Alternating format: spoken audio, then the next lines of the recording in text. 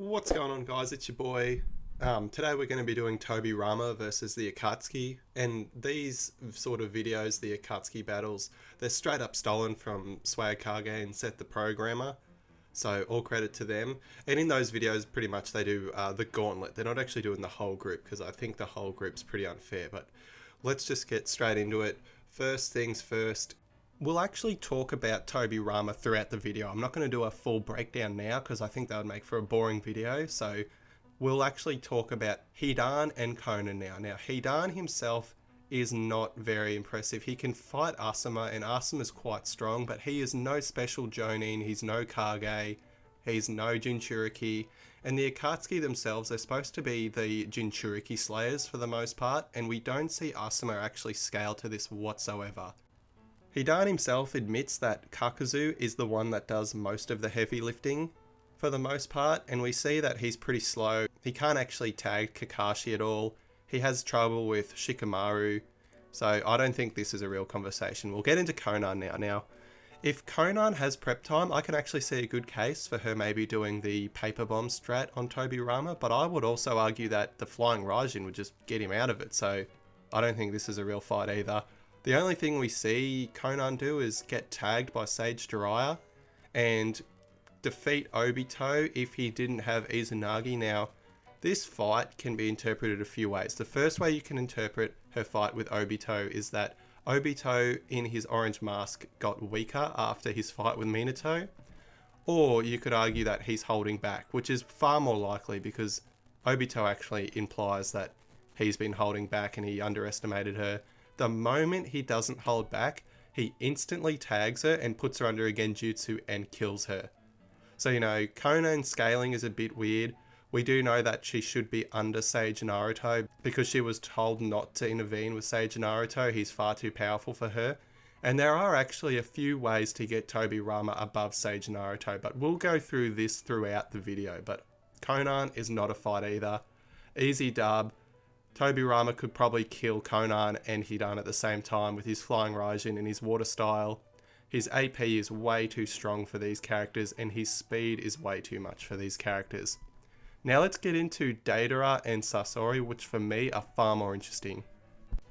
Deidara fighting Sasuke has a few weird perspectives. The first perspective that you could gain is that Sasuke had the advantage the whole time because of his lightning style, and the other perspective could be that Deidara prepares for his fights. He uses prep time. He, was developing jutsu to kill Itachi, and he had Tobi helping him put down the mines throughout the battlefield and that sort of stuff.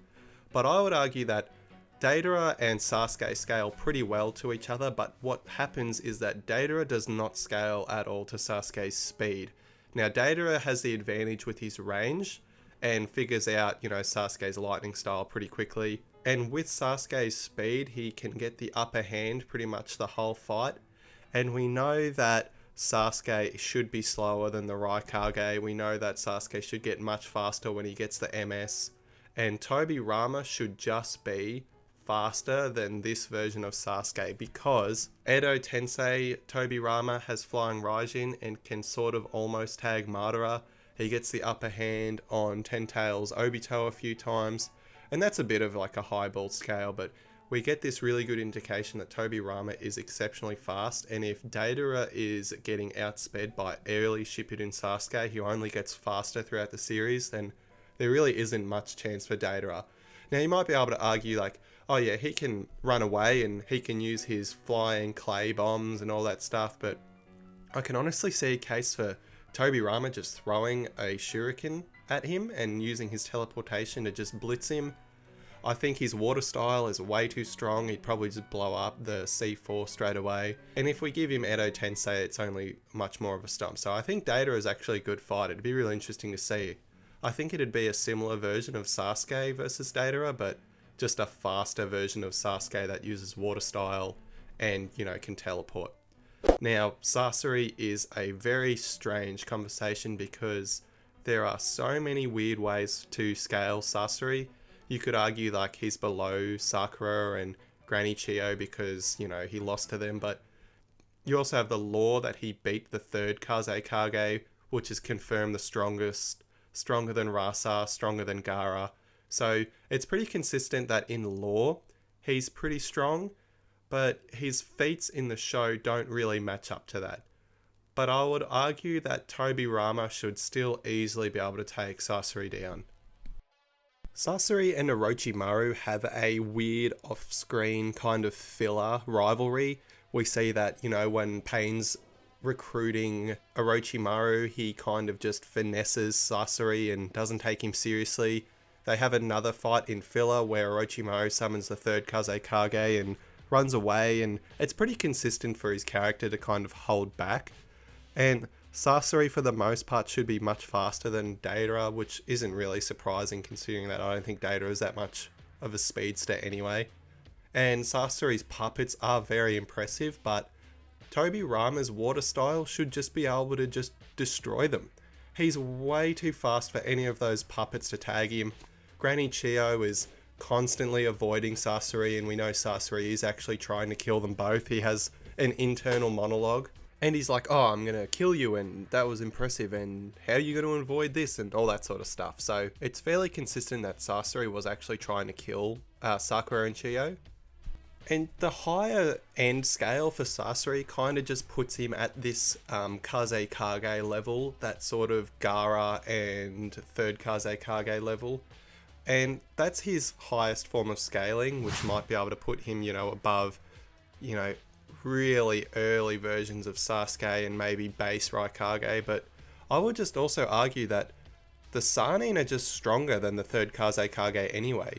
We see that Hiruzen is confirmed the strongest Kage at the time at least, and even Tobirama as a double weakened Edo can actually, tag Hiruzen, give him a hard time. And you might say, well, Hiruzen's actually holding back, but then we see that they're both revived through Edo Tensei, and they both actually perform similarly in the war arc. So it's just kind of like, you have to be very, very charitable to Sasori to put him at this higher level. And I really just think that Tobirama's water style and his speed is just too much for Sasori to handle. He's way too smart. He would figure out the core instantly. He's always thinking about the situation. He's always thinking about battle. He would see that, Sasori has a weird kind of body. I think he would know straight away that the puppet isn't his main body. Of course, Sasori, with his poison, if he gets any hit on Tobirama, Tobirama will die. That's just obvious. I shouldn't have to say that. You guys know that. But really, the thing that gets me is the speed. And if you can convince me that Sasori is fast enough to tag Tobirama, I'll give you that. I'll let you guys have that. But I just don't think it's likely. So, Sasori fans, I'm sorry. I tried my best, but I really just think that he's not actually putting in the work with Tobirama. He's pretty strong, and I think Sasori and Tobirama both get kind of slept on. I didn't mean to sleep on him. I just think that the Sannin are just above this sort of earlier Akatsuki members. Now we get into everyone's favourite, Kakuzu. Now, Kakuzu and Tobirama, I actually think Tobirama has a much easier time taking down Kakuzu than, a Deidara or a Sasori, because from what we know, Kakuzu uses his ninjutsu, his tankiness, and his durability to kind of bulldoze his way through his opponents. We see in his fight with Kakashi and Team Asuma that he's kind of just a brawler. That's not a bad thing. I actually really like Kakuzu. Now, Kakuzu actually is extremely powerful, and if you take into consideration the fact that he's brawled the Two Tails and that sort of stuff, that's pretty good for him. I'd say that he's one of the stronger members, like the lore implies. But I'd also say that characters that have lightning style can just defeat Kakuzu fairly easily. We see that Kakashi can tag and damage Kakuzu, and we obviously know that Tobirama has lightning style. It's in the data books and all that stuff. Tobirama's a genius. He figures out, Obito's, vulnerable to Sage mode. He figures out the truth-seeking orbs. He's very inquisitive and he's very switched on, like I said earlier. He would know that something is up with Kakuzu's durability, and he would probably honestly just start using lightning style, which we know he can do. Now, maybe I'm underselling Kakuzu a little bit. I actually think this is a good fight. This is where Tobirama would start to struggle when we get into Kakuzu's transformed states. We see that in his fight with Kakashi that he can pretty much kill Kakashi with one of these really powerful ninjutsu attacks with the hearts. But something that you'll note about Tobirama is that he's actually really good at using shadow clones, and I can actually see a case of similar to how, Hiruzen fought Guru Zetsu. Imagine Tobirama just with 5 clones shooting out equal force, ninjutsu at these clones, at these masks. And you just get a situation that feels a little bit contrived to just say Kakuzu wins. And you'd need to say like, oh yeah, Tobirama's around Kakashi level, which I don't think is implied at all. At this stage during the series, we know characters like Naruto and Kakashi are around relative. And Naruto actually needs Sage Mode to surpass Jiraiya and Sage Jiraiya. And Tobirama, like I said, as a weakened Edo, can fight Hiruzen, which is definitely Sannin level. It seems fairly likely that Tobirama could actually brawl sort of this transformed version of Kakuzu if base Naruto and Kakashi can kind of do the same thing. If we are very charitable to Kakuzu, remember, he doesn't have any real hacks. He has his diamond armor, but he doesn't have any like instant death poison. He doesn't have any microscopic bombs. He doesn't have a Totsuka blade. All I really have to do here is just prove that Tobirama is this sort of high-ish Sannin level, and that Kakuzu's kind of on the precipice of it. He's kind of there, but Tobirama with just his speed as well is just way too fast for Kakuzu. If he's fighting Kakashi, Tobirama is just insanely fast with his flying Raijin. But, I think it's a good fight. I think it could go, sort of either way if, maybe Kakuzu transforms and Tobirama doesn't figure out the diamond armor. I can actually see a case for that, but it's far more likely that Tobirama can kind of brawl Kakuzu and, give him the hands. So, like I said, good fight, but overall I think Tobirama's got it. And now we get into Kisame, and Kisame versus Tobirama has been done to death so many times, and I don't think I'm going to be able to give anything to this discussion that hasn't already been said before, but they're both water style users, they're both incredibly powerful. We can kind of upscale Kisame to these higher Sannin levels, and if you check out my Orochimaru versus Kisame, you can sort of see my perspective on that, but I'll sum it up here really quickly. What happens is that Kisame can actually work up to these high Sannin levels if he's given enough chakra to absorb, but it sort of needs to be Jinchuriki chakra or a huge amount of chakra, and I said in that video that Orochimaru probably doesn't have that sort of high level Jinchuriki chakra to give to Kisame.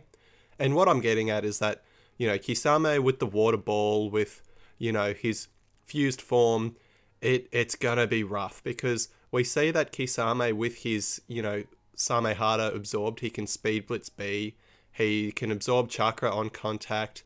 We can see that he can absorb the 8 tails chakra fairly fast. And that's kind of the higher end scale of Kisame, and if you want to be really, charitable to Tobirama, you could say like, oh well, Kisame doesn't think he's Sannin level, but I'd say that that's part 1 Kisame who is actually just weaker, and that he probably just gets he probably trains, and, I don't know what sort of training he did between part 1 and part 2, but it was absolutely ridiculous, because he goes from sort of base guy and under Jiraiya level to fighting Killer B, and Killer B can be pretty comfortably scaled around 8 Tails level or above, and around the Raikage's level. Now the Raikage and B sort of go back and forth as the series progresses. We're introduced to the Raikage, he's stronger, and then B gets stronger, and then the Raikage gets stronger from fighting Madara. But these kind of war arc characters do have to tangle with the Akatsuki somewhat. Like, how the Akatsuki's revived and Kisame fights B and those sort of things. But I'd say it's a good fight. Tobirama could probably get out of the water bubble. He has a better chance at getting out of the water bubble than, say, like characters like Killer B and Orochimaru, like I said. So if you think like Tobirama has flying Raijin marks sort of littered all over the place, he might be able to just get out of it easily, and then in which case he has to fight fused Kisame, on land, which we haven't even really seen. So I don't want to actually say what he could do.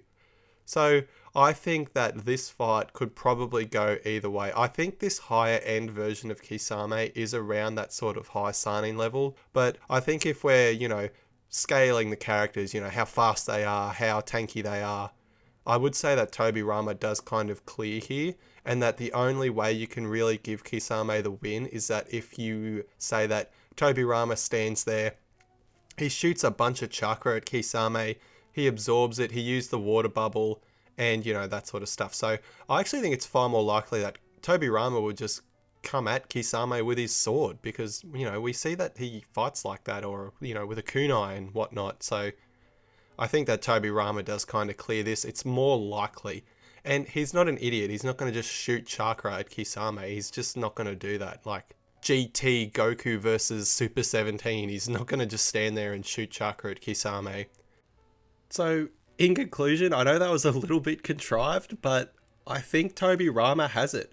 He's not a Jinchuriki. Kisame gets stronger when he fights strong people, and he needs to absorb chakra and all that sort of stuff. I think Tobirama would come at him with his sword and figure him out. It's probably an easier fight for Tobirama than Kakuzu, which is actually weird. Anyway, the fight pretty much goes in Tobirama's favour. And now we get into the big boys. We get Itachi and Pain.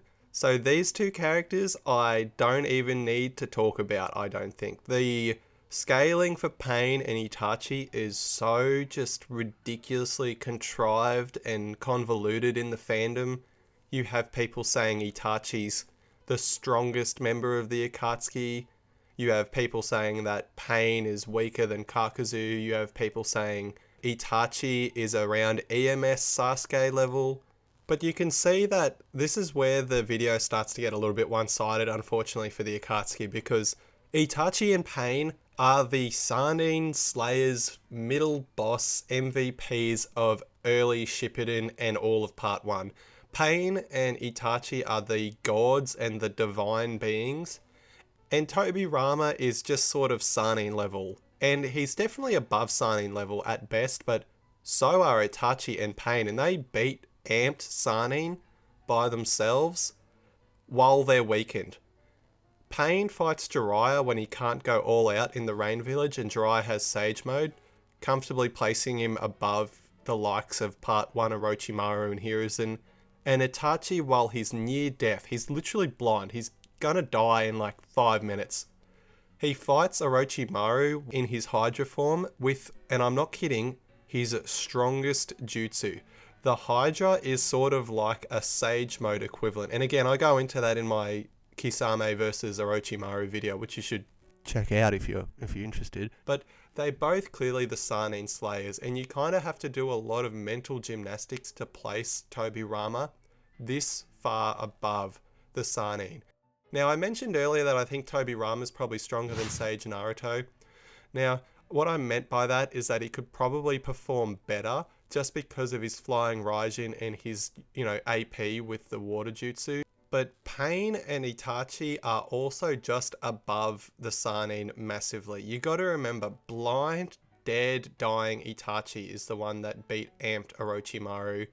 And Jiraiya versus Pain is a whole thing. You could argue that Pain would have lost if they all got caught in the frog song, or maybe Jiraiya would have gotten, the intel out of the Rain Village and given it to Tsunade and Naruto, and they together would have taken Pain down.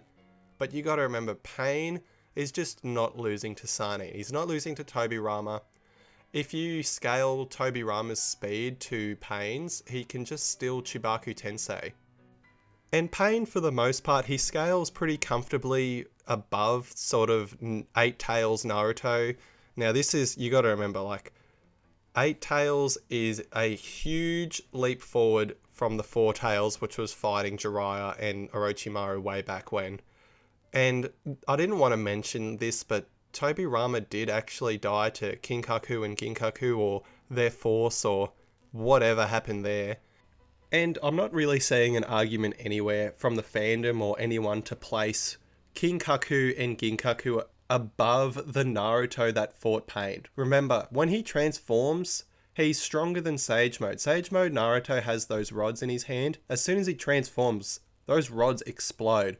And not only do they explode, he then chases Pain around the destroyed village and pretty much finesses him until the Chibaku Tensei comes out. So it's just weird to say that Tobirama's upper limit is a 8 Tails Naruto. It just doesn't seem likely. Now, this is anime only, but if you think Tobirama can use Bringer of Darkness jutsu, I can see a case for him actually going hard against particularly Pain, and it would actually probably affect Itachi a lot, but it seems weird to suggest that this one jutsu can take down someone who should be much stronger than you just because, you know, it takes out your vision.